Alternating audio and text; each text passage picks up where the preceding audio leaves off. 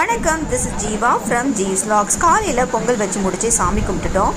அதுக்கப்புறமா ஒரு 8 மணி போல் கோவிலில் பால்குடம் எடுக்கிறதுக்காக எல்லாமே போயிருந்தோம். இந்த பால்குடத்தை எடுத்துகிட்டு நம்ம ஊரை சுற்றி வரணும். வரதுக்கு 1 மணி நேரம் ஆயிடுச்சு. எடுத்துகிட்டு வந்து இறக்கி வச்சுட்டு பாலபிஷேகம் நடந்தது அம்மனுக்கு. அதையும் பார்த்து முடிச்சிட்டோம். அபிஷேகத்தெல்லாம் பார்த்து முடிச்சுட்டு மண்டபத்தில் போய் சாப்பிட்டு கொஞ்சம் நேரம் ரெஸ்ட் எடுத்தோம்.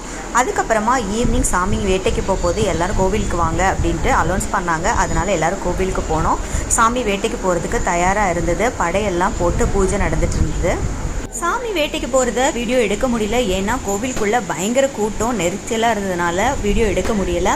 பட்டாசுலாம் வெடிக்க ஆரம்பித்து சாமி வேட்டையை முடிச்சுட்டு வரப்போகுது. சாமி வேட்டையை முடிச்சுட்டு வந்து ஒவ்வொருத்தவங்களுக்கும் திருநீர் போட்டு விட்டுட்டு அருள்வாக்கு சொல்லிட்டு இருந்தாங்க. இங்கே பார்த்தீங்கன்னா ஒருத்தங்க சாக்லேட்லேயே மாலை செஞ்சு எடுத்துகிட்டு வராங்க. இதுவும் ஃபங்க்ஷன் மாதிரி தான். யார் வீட்டில் திருமணம் நடக்குதோ அவங்களோட ரிலேஷன் அவங்களுக்கு இந்த மாதிரி வந்து மரியாதை செலுத்துகிறாங்க, மொய் வைக்கிறாங்க. ரொம்ப சிறப்பான முறை